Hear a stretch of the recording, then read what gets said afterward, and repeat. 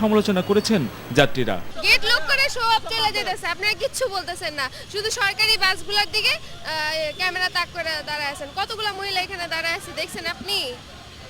সবগুলা বাস gate lock, 3 নম্বরের বাস সব গেট লক। গেট লক কি সিটিং তো বন্ধ, সিটিং বন্ধ হয়ে গেছে না, তো তারপরেও কেন গেট লক এখন? কালটাই ভালো ছিল, মানে সমস্যা হয়ে যায় মানুষের ভিড়াভিড়িতে, মানে যাওয়া যায় না, অনেক সময় উঠতে পারি না। আমরা এক কথায় চাই এই সিটিং ফিটিং এগুলি বাদ দেন, বাদ দিয়ে লোকাল করেন, আমরা দাঁড়াই হলে দ্রুত আমাদের গন্তব্যস্থানে যাইতে চাই। গেট লকের কোনো প্রয়োজন নাই, ওয়ার্ল্ডে কোথাও নাই, ব্যাংককে নাই, মালয়েশিয়া নাই, কোথাও নাই। তো এখন সরকার যদি এটাকে নীতিমালার মধ্যে আনতে পারে সবচেয়ে বেটার। আবার কেউ কেউ সিটিং পক্ষে কথা বললেও আছে ভাড়া নিয়ে নানা অভিযোগ। সিটিংটাই ভালো, পরিবার নিয়ে যাইতে অসুবিধা।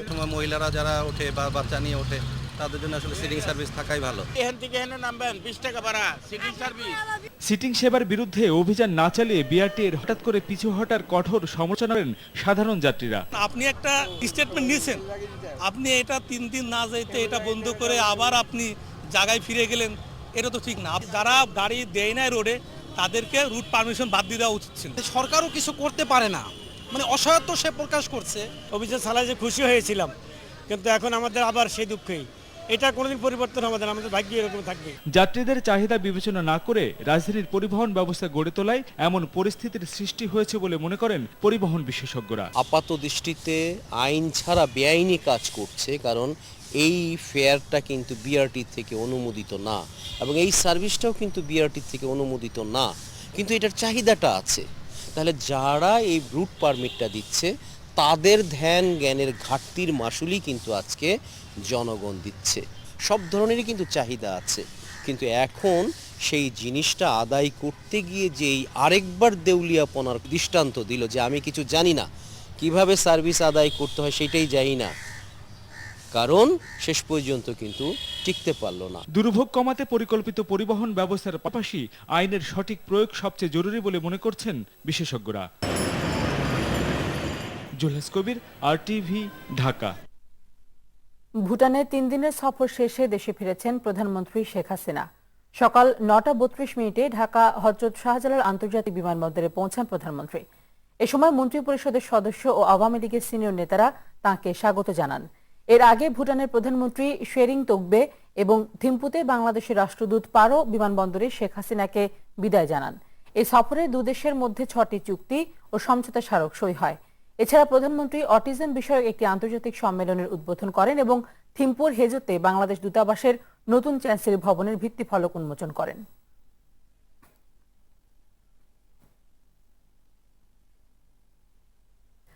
সড়ক পরিবহন ও সেতু মন্ত্রী ওবায়দুল কাদের বলেন, বিএনপি ভুলে চোরাবালিতে পা দিয়ে ফাঁদে পড়েছে।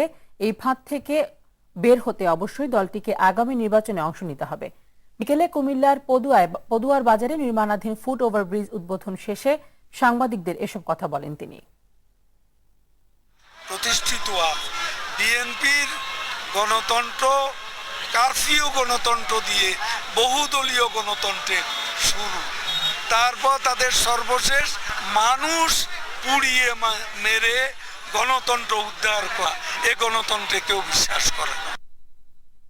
রামপাল বিদ্যুৎ কেন্দ্র নিয়ে তেল, গ্যাস, খনিজ ও বন্দর রক্ষা কমিটির বক্তব্য অনুমান ও আবেগ নির্ভর বলে মন্তব্য করলেন আওয়ামী লীগের প্রচার ও প্রকাশনা সম্পাদক হাসান মাহমুদ। বিকেলে ধানমন্ডি দলীয় সভানেত্রীর রাজনৈতিক কার্যালয়ে দলের পক্ষে সংবাদ সম্মেলনে এমন মন্তব্য করেন তিনি। বিষয়টি সরকারের বিপক্ষে বিষোদ্গার মন্তব্য করে হাসান মাহমুদ এ ধরনের মন্তব্যের তীব্র নিন্দা জানান। বিএনপিকে বাদ দিয়ে নয়, কি করে দলটিকে নির্বাচনে আনা যায় সে ব্যবস্থা করতে সরকারের প্রতি আহ্বান জানিয়েছেন মির্জা ফখরুল ইসলাম আলমগীর। তিনি বলেন, সরকারের মন্ত্রীরা বিএনপিকে বাদ দিয়ে যে নির্বাচনের কথা বলছেন তা হতে দেবে না দেশের মানুষ। ভয়ভীতি দেখিয়ে বিএনপিকে নির্বাচনে আনা যাবে না বলেও মন্তব্য করেন তিনি। নিরপেক্ষ সরকারের নিশ্চয়তা পেলে বিএনপি যে কোনো সময় নির্বাচনে যেতে প্রস্তুত বলেও জানান বিএনপির এই মুখপাত্র। দুপুরে জাতীয় প্রেস ক্লাবে ইলিয়াস আলী নিখোঁজের 5 বছর পূর্তি উপলক্ষে এক প্রতিবাদ সভায় এসব কথা বলেন তিনি।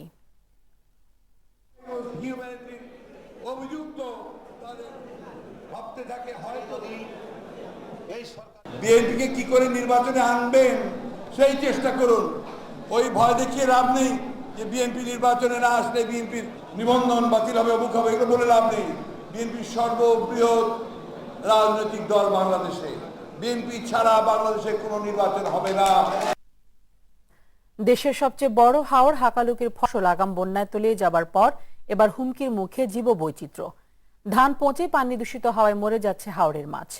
এসব মাছ না খেতে স্থানীয় প্রশাসন পরামর্শ দেয়। ক্ষতিগ্রস্ত হচ্ছেন সিলেট মৌলভীবাজারের হাজার হাজার মৎস্যজীবী। সিলেটের স্টাফ রিপোর্টার রাজ্জাক রুনু ও মৌলভীবাজারের চৌধুরী ভাস্কর হোমের রিপোর্ট, জানাচ্ছেন নুসরাত জাহান সিনথি।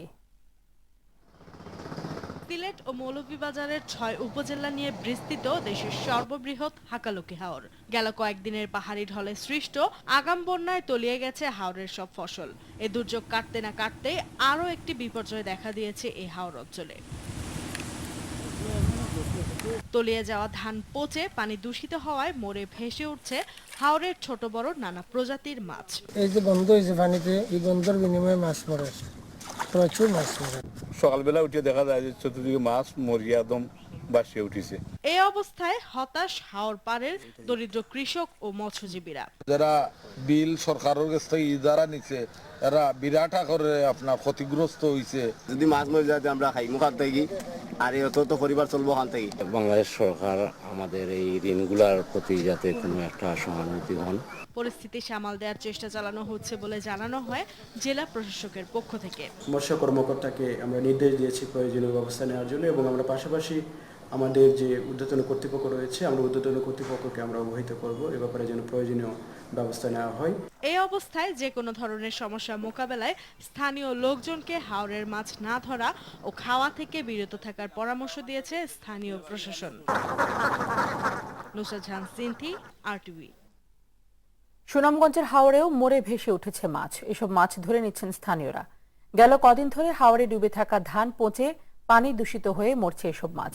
পচা পানির দুর্গন্ধ ছড়াচ্ছে আশেপাশে। জেলার মৎস্য বিভাগের কর্মকর্তারা জানান, পানির নিচে ধান গাছ পচে ক্ষতিকর অ্যামোনিয়া গ্যাস তৈরি হওয়ায় অক্সিজেনের সংকট দেখা দিয়েছে। এতে ছোট বড় বিভিন্ন জাতের মাছ মরে ভেসে উঠেছে। এসব মাছ খাওয়াও ক্ষতিকর। স্থানীয়দের সতর্ক করে এলাকায় মাইকিং করা হচ্ছে বলে জানান মৎস্য কর্মকর্তারা।